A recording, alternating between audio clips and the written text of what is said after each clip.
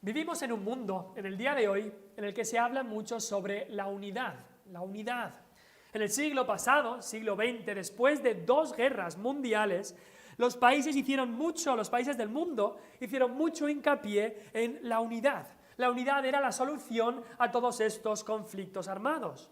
De ahí nacieron organizaciones como la ONU, la Organización de las Naciones Unidas, como la Unión Europea después. Hoy tenemos también en el mundo entero lo que se llama el globalismo, que en muchos casos impone unas leyes, unas agendas que quieren que se cumplan en todo el planeta.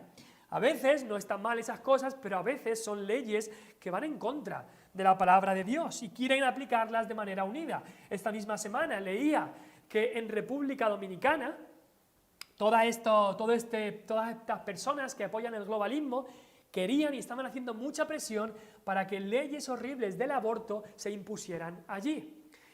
República Dominicana por muchos años no había permitido el aborto y había muchísima presión. Pero damos gracias a Dios que en ese país los hombres del gobierno, los parlamentarios, votaron para que no se impusiera estas leyes del aborto que eran tan horribles. Pero el mundo está buscando una unidad, eso es lo que dicen que buscan. Y en nuestra manera de hablar tenemos muchas frases que hablan sobre la unidad. Habréis escuchado a esas personas o incluso algunos equipos que hablan de si estamos unidos jamás seremos vencidos, si estás unido jamás será vencido. O aquellos que dicen divide a tu enemigo y vencerás. Si logras que el enemigo esté dividido, vas a vencer. Otros dicen esa frase de si no puedes con tu enemigo, únete a él. En el fútbol lo vemos, aquellos equipos que juegan con otros y el otro equipo les mete muchos goles o alguien le mete muchos goles, lo que hacen si tienen dinero es comprarle a ese jugador y ya está, y se ahorran el problema. Si no puedes con tu enemigo, únete a él. ¿Por qué? Porque la frase que más sabemos en cuanto a la unidad o que más escuchamos es la unión hace la fuerza. La unión hace la fuerza. Eso se dice mucho en el día de hoy. Pero no solamente esto ocurre en el tema de los gobiernos o los países, pero vemos que esto de la unidad y de la unión se habla en todos los ámbitos, incluso en los ámbitos religiosos.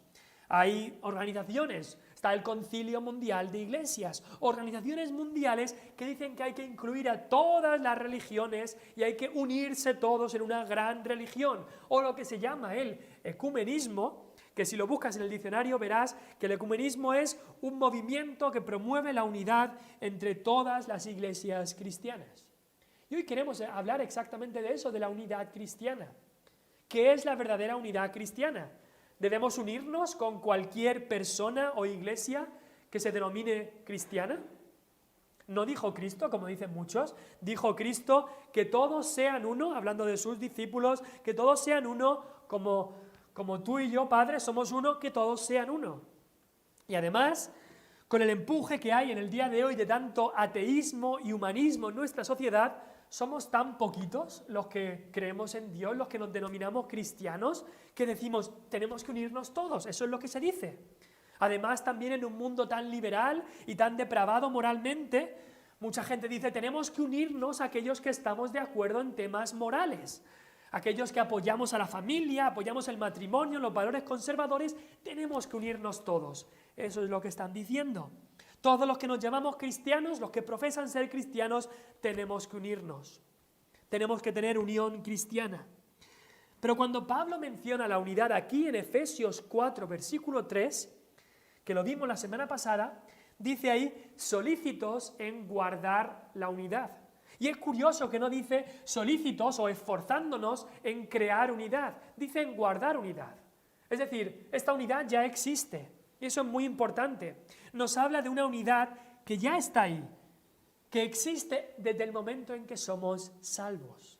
En el momento en el que nos unimos a Cristo, en el que estamos unidos a Él, entonces nos unimos también con su cuerpo. Si nos unimos a la cabeza, que es Cristo, nos unimos también al cuerpo de Cristo, que es la Iglesia. La unidad entre el pueblo de Dios, el verdadero pueblo de Dios, fue comprada por Cristo cuando Cristo murió en la cruz. Y no hay que inventarse esta unidad, no hay que diseñarla, no hay que crearla, sino que dice aquí, solícitos en guardarla, en guardar esta unidad. Hay gente en el día de hoy que vendrá diciendo, lo primero es la unidad. Lo primero es la unidad. Hay gente que dice eso. Y en el versículo 3, lo leen ellos en Efesios 4, versículo 3, y dicen, lo primero es esforzarnos en guardar la unidad, solícitos en guardar la unidad. Y dicen, todo lo que produzca separación tiene que ser malo, dicen estas personas. Estas personas dicen que lo primero no es la doctrina, sino la unidad. Lo primero es unidad y lo segundo, lo de después, es doctrina, dicen ellos. Es decir, lo que están diciendo es, aunque no creamos lo mismo, aunque no creamos igual, debemos unirnos, aunque no creamos igual. Y luego, a través del diálogo, a través de un debate sano, llegaremos ya pronto a esta unidad de la fe y del conocimiento de Dios. Dicen mira, el pasaje ahí dice eso, el versículo 3 dice que tenemos que guardar la unidad, y luego en el versículo 13, ya después, dice, hasta que todos lleguemos a la unidad de la fe y del conocimiento del Hijo de Dios. Y dicen, ¿has visto? Lo primero tiene que ser la unidad, y ya después veremos a ver si logramos tener un acuerdo en la doctrina. ¿Pero es eso lo que enseña la Escritura o no? ¿Es eso lo que enseña la Escritura o no? ¿Es eso lo que nos está enseñando Efesios o no?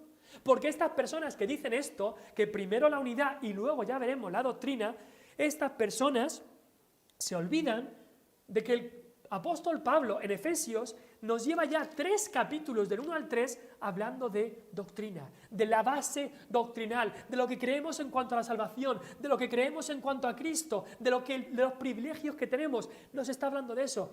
Y en el capítulo 4 comienza a hablar de unidad. Primero debe ser la base doctrinal. Es lo que hace Pablo en Efesios, es lo que hace Pablo en Romanos, es lo que hace Pablo en todas sus epístolas. Lo primero es lo que creemos, la base doctrinal en cuanto a Cristo y a la salvación. Y lo de después es la unidad. Primero la base doctrinal. Y si es que hay la misma base, entonces sí que puede haber unidad. Creo que lo he dicho ya en otras ocasiones. En arquitectura, si dos estructuras tienen un cimiento diferente, tú tienes un cimiento aquí y luego tienes otro cimiento aquí, y haces una estructura aquí y otra estructura aquí. Si tú en el futuro quieres unir esas estructuras con un cimiento distinto, vas a tener problemas por todos lados.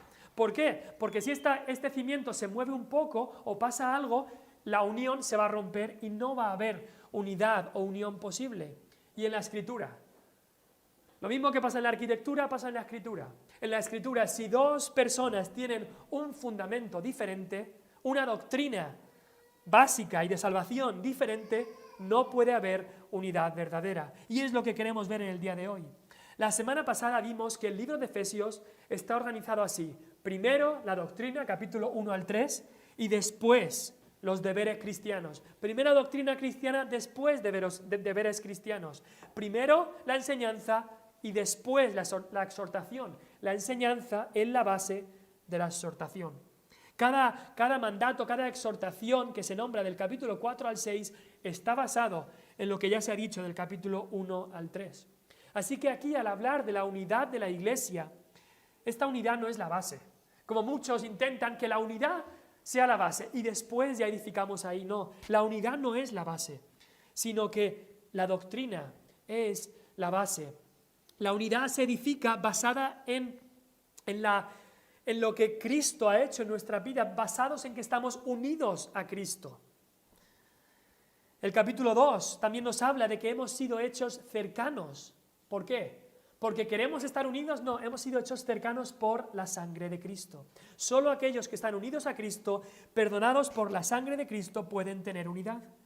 Pero hoy queremos examinar a qué se refiere esa unidad cristiana. ¿Unidad en qué?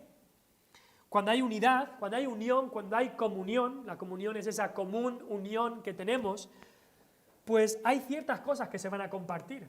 Cuando un marido y una mujer se unen en matrimonio, un hombre y una mujer se unen en matrimonio, se comparten muchas cosas. Pues así, cuando como cristianos, como hermanos, estamos unidos, vamos a compartir y tenemos que compartir muchas cosas. Y aquí vamos a ver la naturaleza de esta unidad. Si observáis los versículos que he leído del 4 al 6, podéis ver que 7 veces aparece la palabra uno.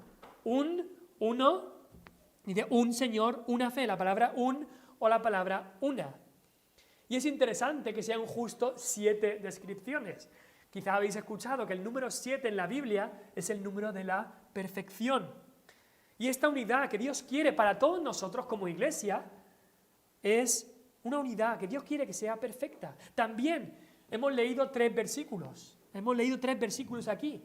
Y en cada uno de estos 3 versículos vemos las 3 personas de la Trinidad. En el versículo 4 dice un cuerpo, un espíritu, una esperanza. Habla del Espíritu Santo ahí en el versículo 4. Versículo 5 dice un Señor. Ahí está la segunda persona de la Trinidad, el Señor. Y luego dice una fe, un bautismo.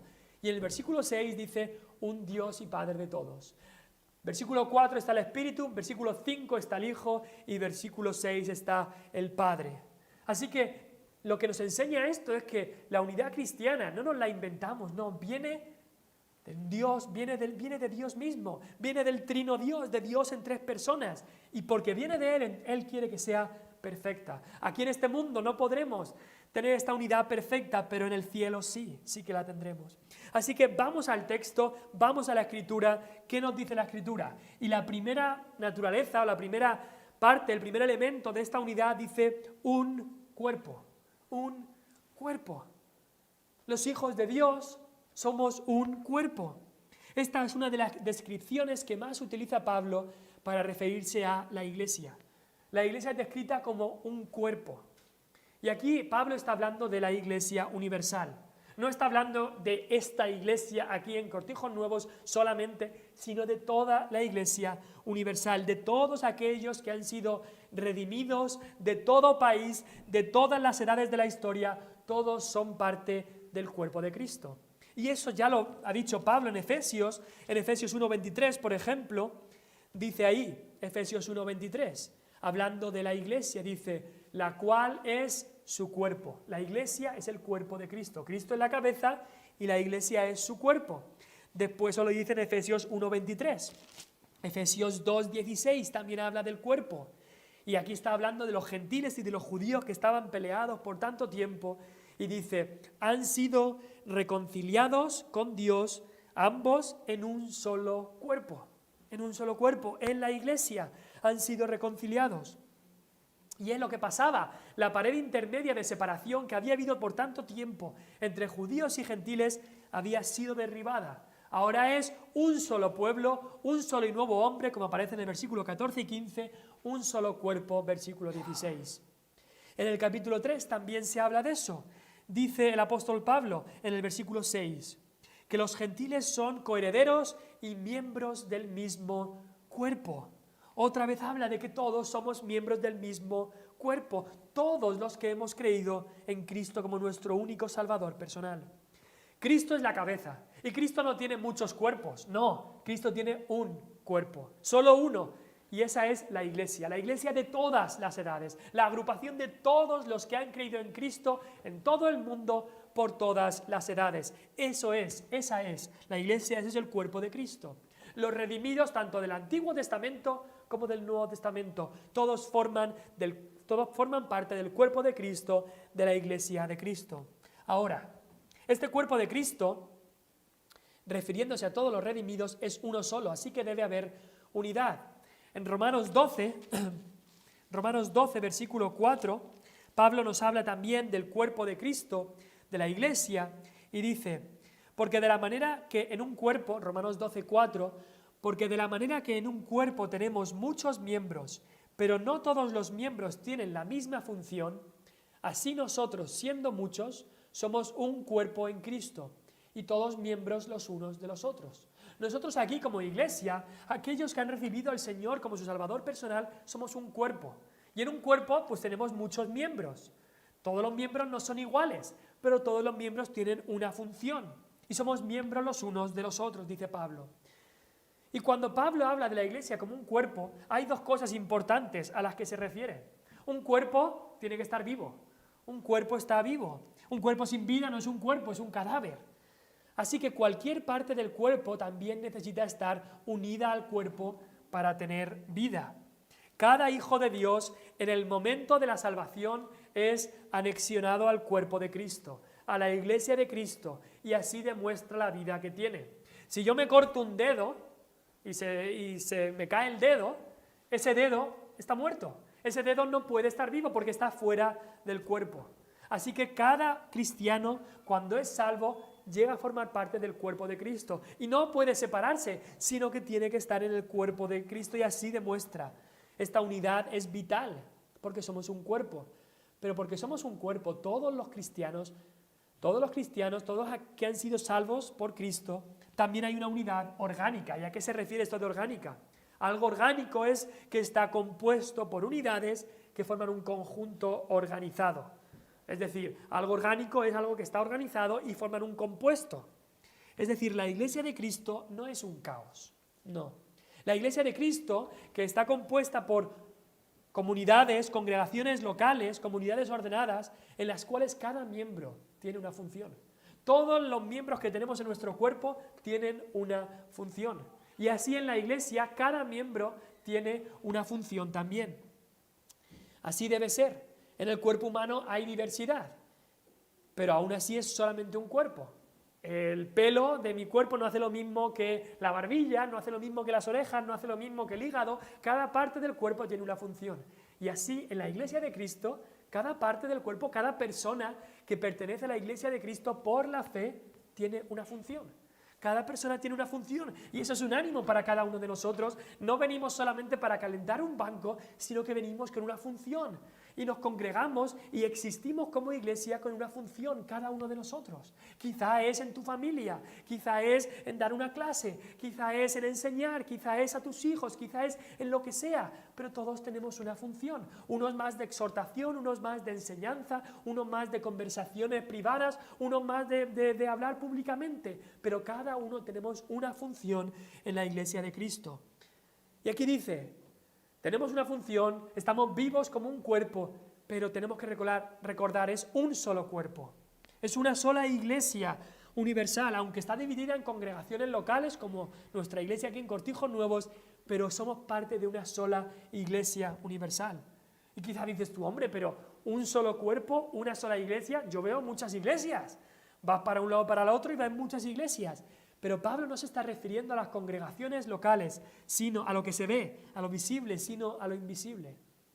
Hay algunos en la historia que han pensado que su iglesia es la única iglesia verdadera.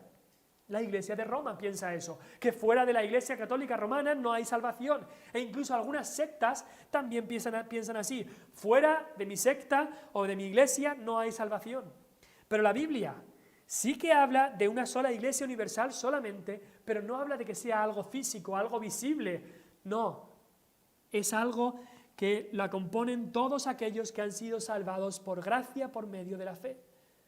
Y fuera de esto no hay salvación, porque no hay salvación si no recibes a Jesucristo solamente por la fe. La iglesia de Dios, el cuerpo de Cristo que está hablando aquí en Efesios 4, versículo 4, no es un local, no es un sitio o algo así, es todos aquellos en todas las edades, en todo el mundo, que han recibido a Cristo como Salvador personal.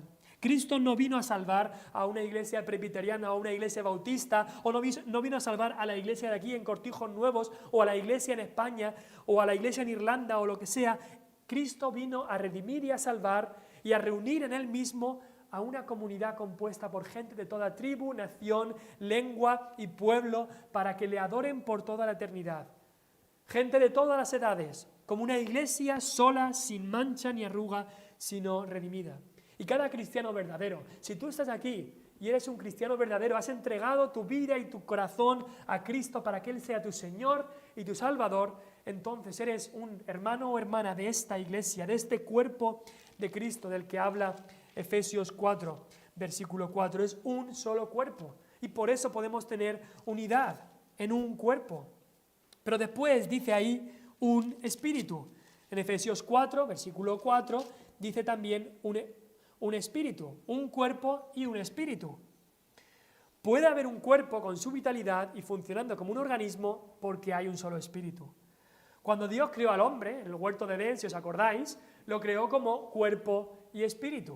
Y así también la iglesia es un cuerpo, pero la iglesia tiene también un mismo espíritu. ¿Y a qué nos referimos? Nos referimos al Espíritu Santo, a aquel espíritu que nos ha dado nueva vida. La obra del Espíritu en cada uno de nosotros, en cada uno de los redimidos, es esencialmente una, es la misma en todos. El mismo Espíritu es el que nos convenció a todos de pecado. Juan 16:8 dice, y cuando Él venga, cuando el Espíritu Santo venga, convencerá al mundo de pecado, de justicia y de Cristo. Y quizás estás aquí, quizás no conoces aún a Cristo, pero hay algo en tu interior que te está diciendo que hay pecado en tu vida que tienes que confesar, que tienes que venir a Cristo, que un día verá que no tienes la justicia de Cristo y un día habrá juicio y tendrás que responder ahí. Ese es el Espíritu Santo. El Espíritu Santo está obrando en tu corazón, convenciéndote de pecado. Esa es la obra, una de las obras del Espíritu Santo. También a aquellos que creemos en Cristo, el Espíritu Santo es quien nos hace nacer de nuevo. Dice Juan 6:63, el Espíritu es el que da vida. Nada más te puede dar vida espiritual, solamente el Espíritu. Juan 3, versículo 6 dice, lo que es nacido de la carne, carne es, y lo que es nacido del Espíritu, Espíritu es. También es el mismo Espíritu el que a todos los cristianos nos guía a la verdad. Dijo Cristo, hablando del Espíritu, dijo, pero cuando venga el Espíritu de verdad, Él os guiará a toda la verdad. ¿Por qué es que tú como cristiano puedes entender la palabra de Dios? Es porque el Espíritu que mora en ti te está guiando a la verdad, a entender la palabra de Dios. Él también, el Espíritu, es el que nos guió a Cristo, el que da testimonio de Cristo, el que nos enseña estas cosas, el que nos recuerda lo que Cristo dijo. El mismo Espíritu es el que nos une a Cristo. Y de esta unión con Cristo hemos dicho que después, como estamos unidos a Cristo, también podemos tener unidad los unos con los otros. Es el mismo Espíritu el que nos bautiza espiritualmente, de lo cual hablaremos después también. El mismo Espíritu que habita y mora en todo cristiano. ¿Sabes el privilegio que tenemos como cristianos? Que si hemos recibido a Cristo como nuestro Salvador, tenemos a Dios mismo, al Espíritu de Dios, morando en nuestro corazón. Somos templo del Espíritu Santo. Es un tremendo privilegio que tenemos. Romanos 8, versículo 9, dice, porque si alguno no tiene al Espíritu de Cristo, no es de Él. Hay un Espíritu que obra en todos los cristianos, y ese mismo Espíritu es el que también nos da seguridad de nuestra salvación. En la iglesia de Roma te dirán, tú no puedes tener seguridad de tu salvación porque tienes que seguir trabajando.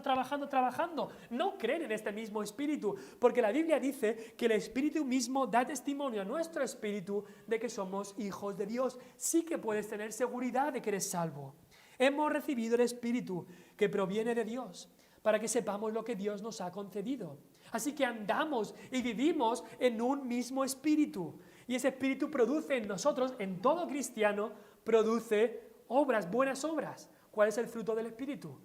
Amor, gozo, paz, paciencia, benignidad, bondad, fe, mansedumbre, templanza. 9 cosas es el fruto del Espíritu que hace en nosotros. Algunos tendrán más fruto, algunos menos, pero en todos el Espíritu Santo obra este fruto. Y no importa de dónde seas, de dónde vengas, a dónde vivas, el Espíritu, si has reconocido a Cristo, el Espíritu obra en tu corazón. Ahora, es importante saber que aunque la obra del Espíritu es la misma, debemos llevar cuidado de que no pensemos que nuestra experiencia subjetiva de salvación, todo el mundo tiene que tener la misma experiencia que nosotros. Dice la palabra de Dios que hay diversidad de dones y de operaciones. Hay diversidad de maneras en la que el Espíritu hace estas mismas obras en cada persona. Y así habla en 1 Corintios 12, dice, ahora bien hay diversidad de dones, pero el Espíritu es el mismo. Todas estas cosas las hace uno y el mismo Espíritu, repartiendo a cada uno en particular como Él quiere. Es decir, es un mismo Espíritu, pero que en la experiencia de cada uno de nosotros puede ser que hay diversidad y obra en cada uno de nosotros como Él quiere. Hay gente que cuando nacieron de nuevo en el Espíritu Santo, cuando fueron salvos, si tenían algún vicio, dejaron todos los vicios en ese mismo momento. Pero hay otros que cuando fueron salvos les costó más tiempo y gradualmente fueron dejando estas cosas. Algunos tuvieron una experiencia de salvación más dramática, como Pablo. ¿Os acordáis? Pablo iba de Siria, de Jerusalén a Damasco, y se le apareció esta luz y tuvo una experiencia de salvación dramática. Otros, cuando fueron salvos, fue diferente, no fue tan dramático, fue más normal, si se puede decir, aunque la salvación es siempre milagrosa. En algunos conocieron al Señor leyendo la Biblia. En otros fue al escuchar una predicación de la palabra de Dios. En otros fue solamente que al haber escuchado estas cosas, en su corazón comenzaron a pensar estas cosas y vinieron a Cristo. Hay diversidad de operaciones, pero el Espíritu es el mismo. Hay algunos cristianos que en cuanto a ese fruto del Espíritu producen muchísimo a 100 por 1. Hay otros que a 60 por 1 y otros a 30 por 1. Pero todos producen fruto. En todos está este fruto.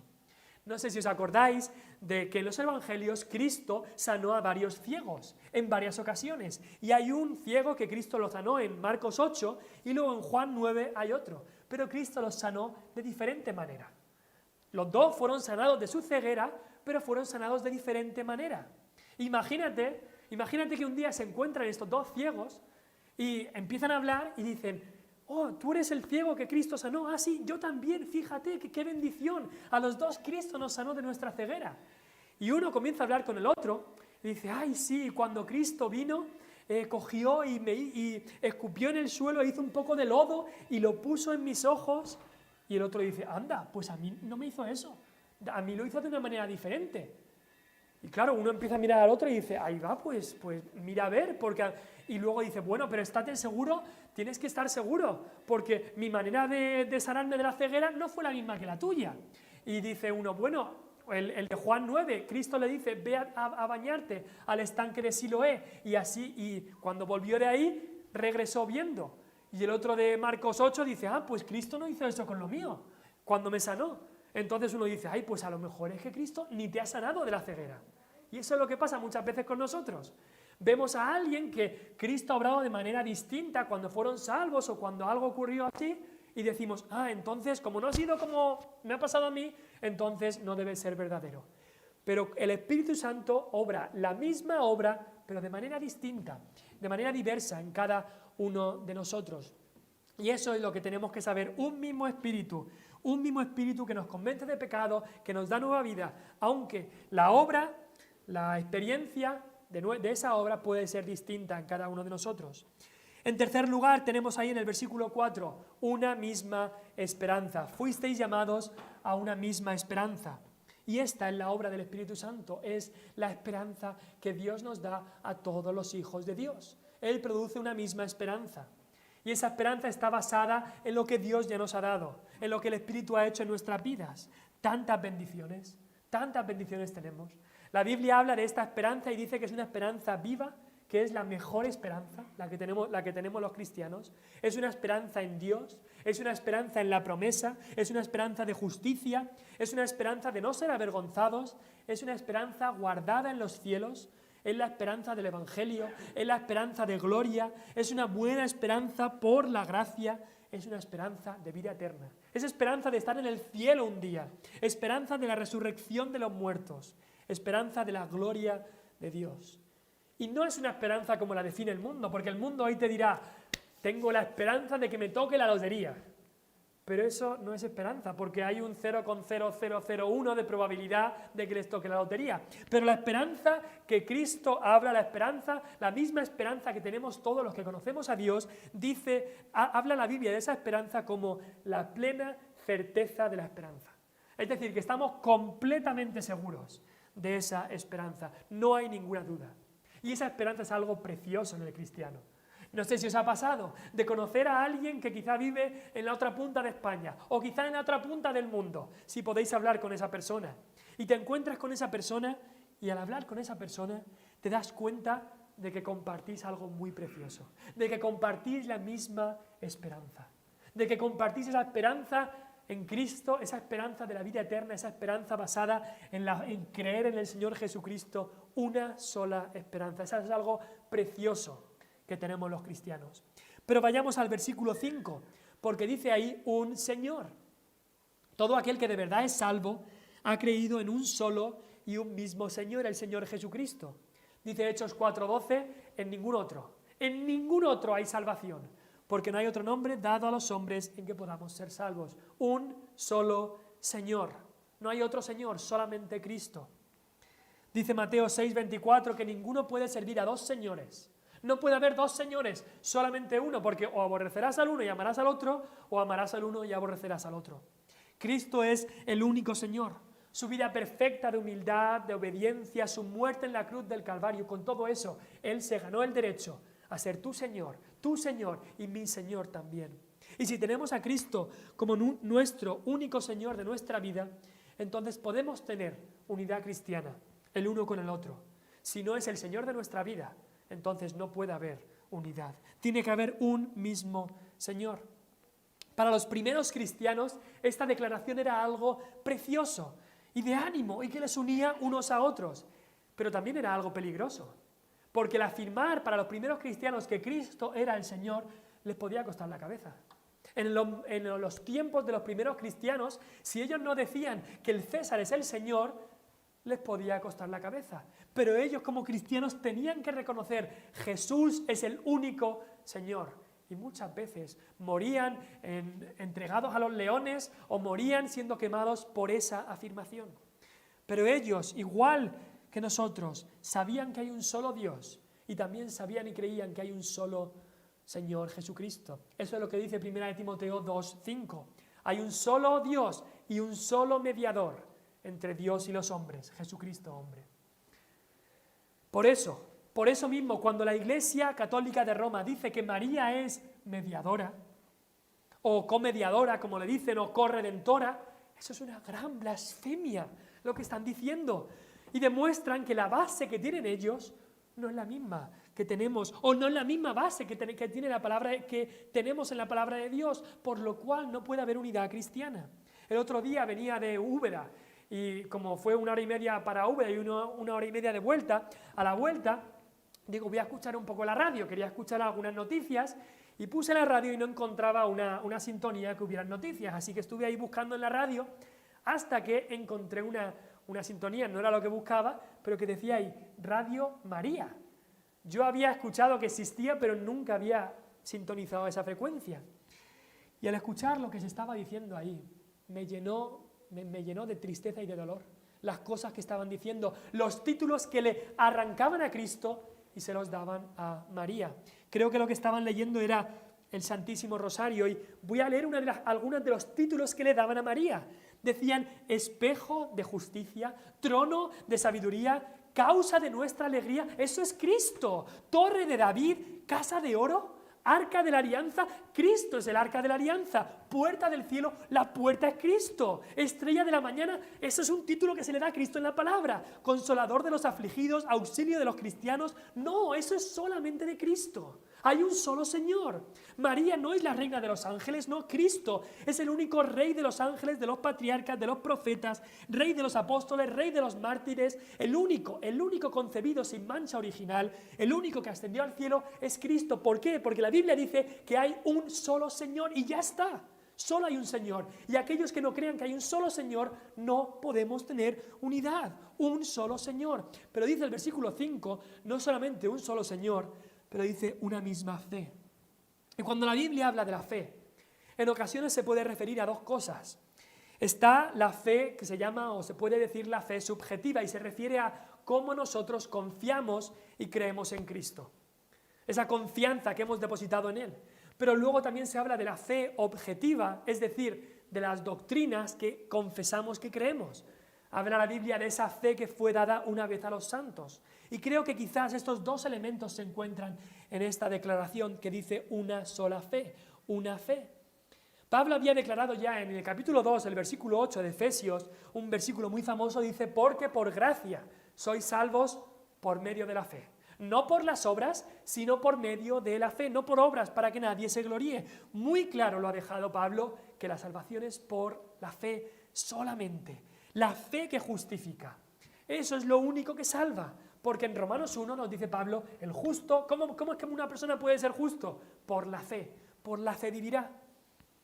Todo aquel que ha creído en Él, solamente en Cristo, no en los santos, no en las obras, no en María, solamente creer en Cristo, esa es la fe que justifica. Y eso es la confianza que depositamos, nos lanzamos en los brazos de Cristo diciendo solamente creo en ti. Y esa persona es declarada justa en ese momento. Esa es la única fe, la sola fe que tenemos los cristianos y que compartimos y tenemos esa unidad. Pero también al creer en Cristo estamos creyendo unas verdades acerca de Él. Hay unas enseñanzas esenciales en cuanto a la salvación que han creído todos los redimidos y que son indispensables para que haya verdadera fe. La gente en el día de hoy dice, ay, yo tengo fe, tú tienes fe, yo tengo fe también. Pero la pregunta es, ¿en qué tienes fe? Ay, yo soy creyente, pero ¿en qué eres creyente? ¿Eres creyente? Ah, yo creo en Dios. Los demonios creen en Dios y tiemblan. ¿Eres creyente en las tradiciones de una iglesia? Pues si no está basado en la palabra de Dios, no es verdadera fe en el Señor Jesucristo. La fe es creer en el Evangelio, en las buenas noticias que Él trajo. Y todos aquellos que tienen esta misma fe son uno en Cristo, tienen unidad y deben esforzarse por guardar esta unidad. Después rápidamente dice un bautismo. Y este bautismo, no voy a extenderme mucho aquí porque este bautismo se refiere al bautismo espiritual. Todo verdadero hijo de Dios recibe, todo el que ha creído en el Hijo de Dios, todo el que ha creído en Cristo, recibe el bautismo del Espíritu Santo. Cuando fuiste salvo, el Espíritu viene a morar en ti y entonces mueres con Cristo, resucitas con Cristo y todo aquel que está en Cristo ha sido bautizado en el Espíritu Santo. Este bautismo en el Espíritu Santo incorpora al creyente a la Iglesia de Cristo. Todos los que han sido salvos han sido bautizados en el Espíritu Santo. 1 Corintios 12 habla de esto, dice, porque por un solo Espíritu, como dice aquí, fuimos todos los creyentes, bautizados en un cuerpo, sean judíos o griegos, sean esclavos o libres, y a todos se nos dio a beber de un mismo Espíritu. Aquí está hablando del bautismo espiritual que todo creyente ha experimentado. No está hablando del bautismo físico aquí. Ahora, importante, ese bautismo del Espíritu que ocurre en el momento de la salvación es lo que se representa en el bautismo físico del creyente. Y ese bautismo es un mandato de Cristo. Si tú has creído en Cristo como tu Salvador, has sido bautizado espiritualmente, pero ahora quiere Cristo que te bautices también físicamente con agua, como evidencia de lo que ha pasado en tu corazón, representando eso. Y en esta iglesia creemos firmemente que el bautismo físico, el bautismo de agua, es solo para aquellos que han puesto su fe en Cristo. Y es interesante ver el orden que aparece aquí, dice el versículo 5, un Señor, el Señor Jesucristo, el único Salvador. Después dice una fe en el Señor, por supuesto, una fe en lo que Él hizo, un Señor, una fe y después dice un bautismo. Después de poner la fe en el Señor, una persona debe bautizarse. Y es verdad que puede que haya hermanos que no crean exactamente como nosotros en cuanto al bautismo, pero si han creído en Cristo como su Salvador personal, entonces han sido bautizados en el Espíritu Santo. Tienen este bautismo del que se habla aquí, un bautismo espiritual. Ahora, versículo 6 acaba diciendo, un Dios y Padre de todos, el cual es sobre todos y por todos y en todos. Si nosotros adoramos a un solo Dios, a un solo Padre, podemos tener unidad. Y porque Él es uno, Él quiere que nosotros también seamos uno. En la iglesia de Corinto, por ejemplo, había divisiones. Había divisiones, había 4 facciones. Yo soy de Pedro, yo de Apolos, yo de Pablo y yo de Cristo, decían algunos. Y qué triste es cuando hay divisiones si solo tenemos a un mismo Dios que nos ha redimido. Y aquí vemos incluso en este versículo, vemos cómo está hablando del Padre, pero también habla de la Trinidad en sí, porque dice ahí, el cual es sobre todos, y eso nos habla del Padre, el cual está sobre todas las cosas. Después nos dice, el cual es por todos, y Cristo, se ve ahí el Hijo de Dios que murió por nosotros, actúa por nosotros, intercede por nosotros, y después dice, el cual está en todos. ¿Quién está en nosotros? El Espíritu Santo. Aquí habla de las 3 personas de la Trinidad.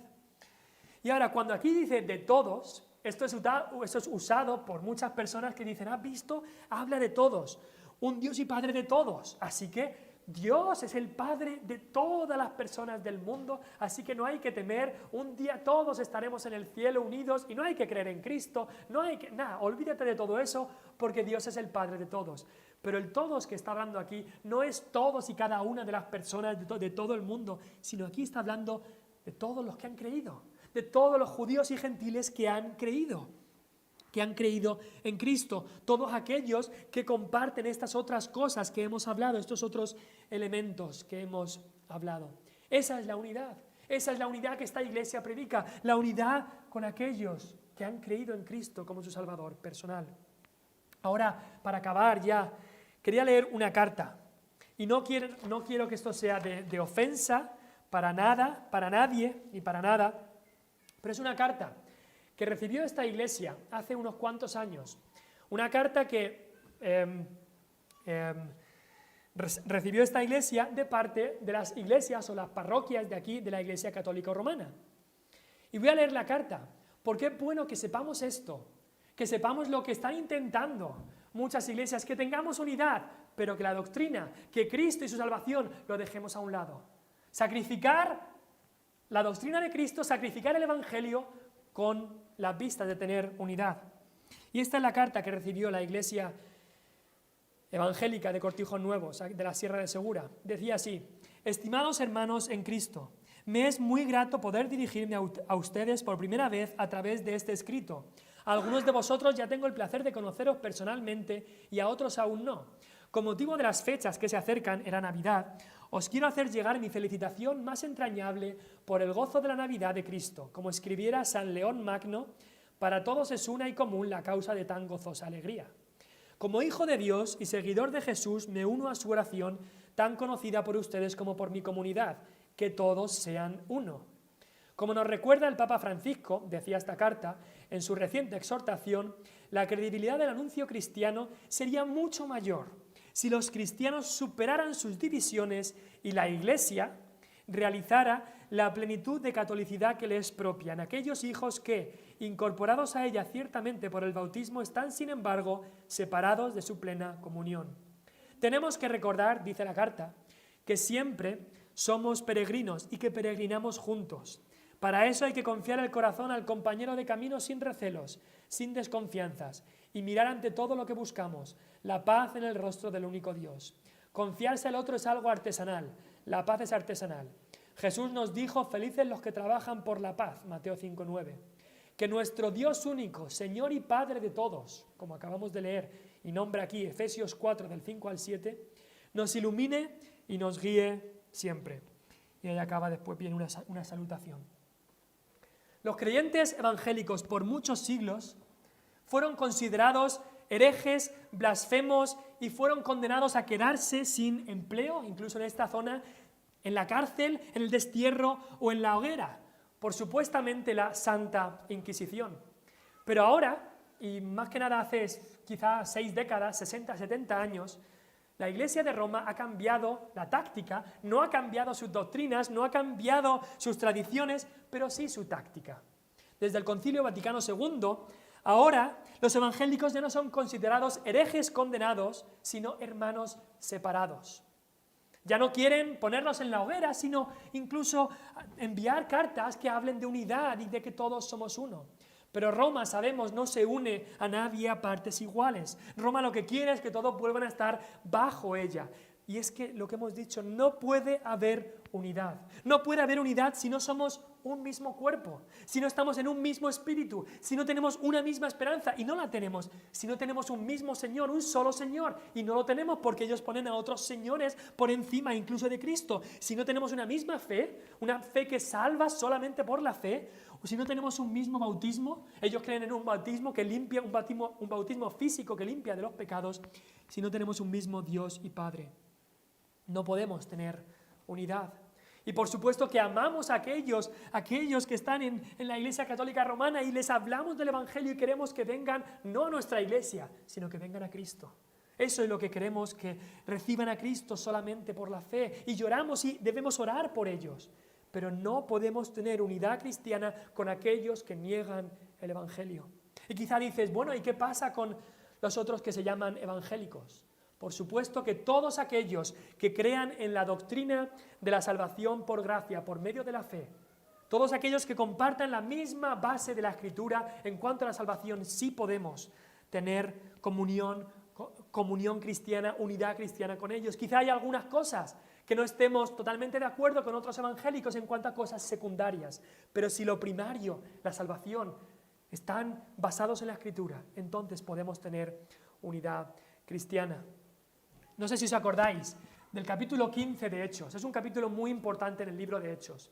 Y en este capítulo, en Hechos 15, vemos que ahí ocurre dos desacuerdos. Hay un gran desacuerdo que ocurre en Hechos 15, que Pablo y Bernabé estaban en Antioquía, en la iglesia allí, y comienzan a llegar gente a esa iglesia que dice: ay, pero si no os circuncidáis, si no guardáis estos ritos, no podéis ser salvos.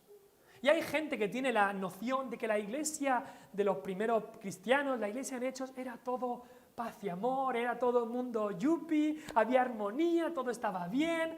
Pero esas personas que dicen eso no han leído la Biblia, porque vemos que hubo problemas, hubo divisiones que tenían que ser solucionadas. Y esta gente llegó a Antioquía diciendo: hay que guardar la ley, hay que circuncidarse.